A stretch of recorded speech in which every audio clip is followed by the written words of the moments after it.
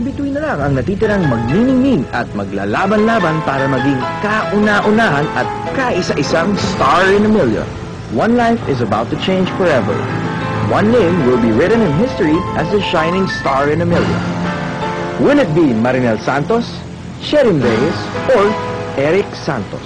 Handa na sila para sa pinakamatinding challenge at pinaka-exciting na gabi sa kanilang buhay. Ang mga pangarap nila ay abot kamay na, pero iisa lamang ang pwedeng hirangin star in a million.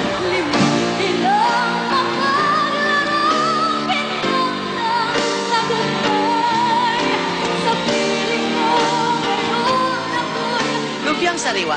Kasi sariwang-sariwa ang mga low notes niya ngayon.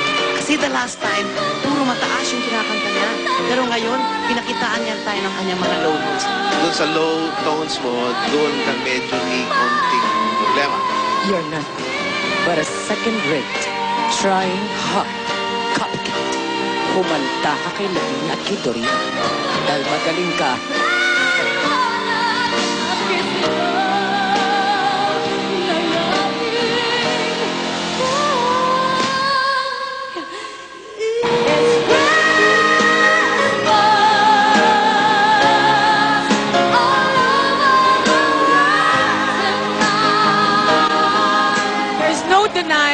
That with that song, she embraced the whole room. Of course, effortless. You can see, effortless. You know how to choose your songs? I mean... Para siyang piloto ng eroplano. Ang galing niya mag-take off. Okay na okay, kontrolado niya. Pati pag-landing niya.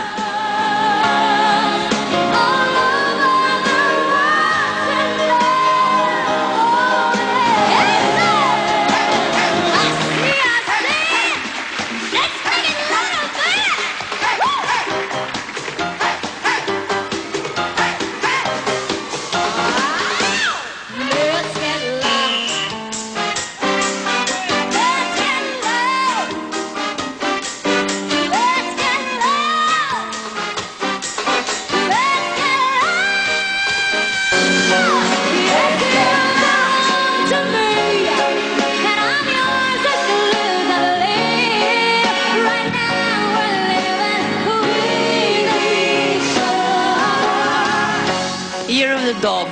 Ang galing tumahol. She knows when to bark. The right timing for barking. Mas natalo pa nga yan si Regine Velasquez sa pagtahol. Balita ko, may sakit pa raw. May sakit pa yan? May sakit pa yung lagay na yan? Yung... So... That little one, ha? Basta, ha?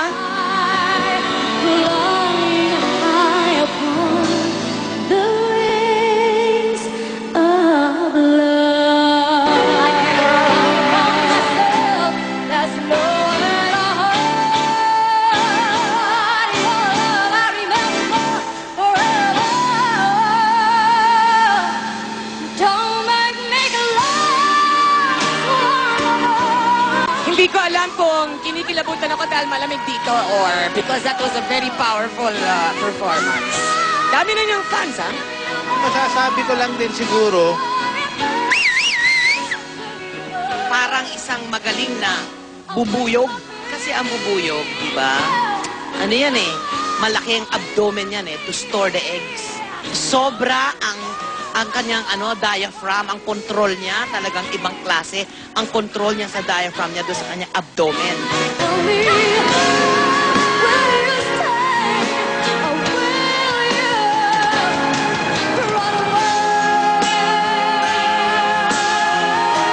Help me, I get green! Sherin. Malapit na sa Sherin. Bakit parang she's just sweeping the floor? kaya lang parang gusto mong patiwakal eh. Di ba? Gusto ka magkakantang gano'n eh. Yung mga gano'ng kanta eh. Di ba? She's like a juggler in a carnival. Ang galing niya mag-juggle ng boses niya. Para siyang tumutulay sa alambre habang nag-juggle na siya.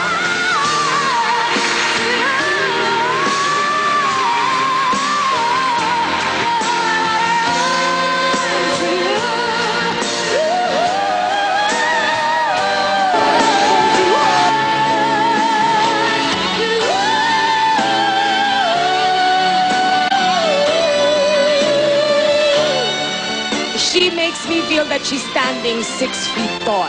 Her voice is just superfluous. Ano pa ba masasabi ko, di ba? Obviously, talagang maganda yung performance. Ang galing mo.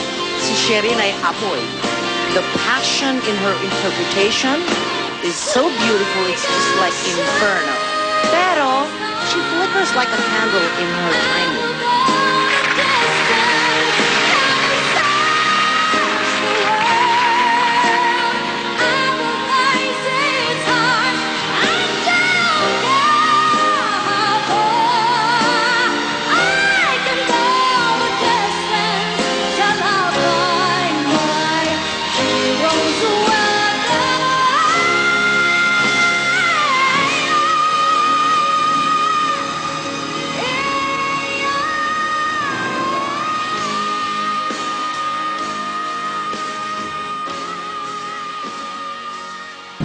I look in your eyes and I can see with love so dangerously. You're not trusting your heart to anyone. You tell me you're gonna play it smart. We're through before we start, but I believe that we've only just begun. When it's this cool, there's no saying no. I want you so I'm ready to go. Ang really katong pagkuan ako, pagsabak yun, first time, di ko kalihok, di ko ka-istorya, mahadlok kong istorya kay Tagalog. Gusto ko mag-English na lang, hindi pwede magsige na lang kag-English. Kanang katawaan ko nila, ngayon di ko, kabadoy sa dana imong gisuloob, uy. Yung sa mga beto, di beta ka ng kuan kay, wala takbaw ng usay style, di na kayo, di beta, stylish, chuchu. Pabe, kuan na, kaayo niya. Kanang, murabag ka ng ila kong katawaan, magtagalog, bisaya ko nung kay kustanan. Kaya pwede ba, huwag ka nalang magsalita dyan, workshop, ana. Kanang, siyempre, doon namin pastor-storya niya. Lisod mo ka, ang akong accent kay bisaya, medyo kay ko pure, yun ang karkaranon. Niya, answer ka ng lisod, akong kiagian po. Nakaingon ko nga, may pag-unan ako maapil. That was a wow. She seems so at home on stage. She seems so at home with her notes, with the song. It seemed like everything came together. Sa sobrang taas, Hindi, nagagaya lang ako sa kanya dahil taas ng boses. naabot niya yung lahat ng mga nota. At saka grabe talaga naman.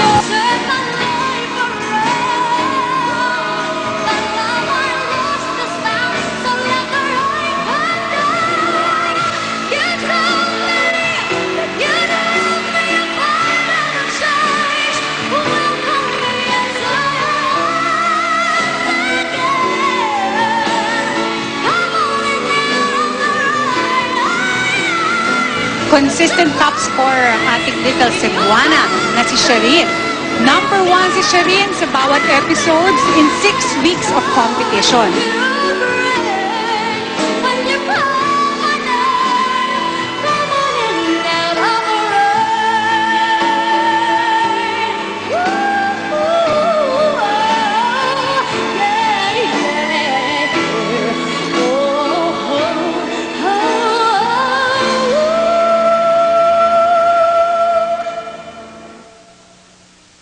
Baby, come out of the rain.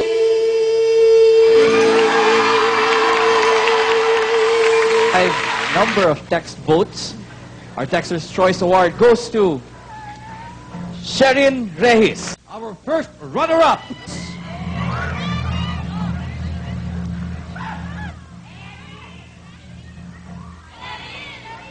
Sherin Rehis, our grand winner, Ellie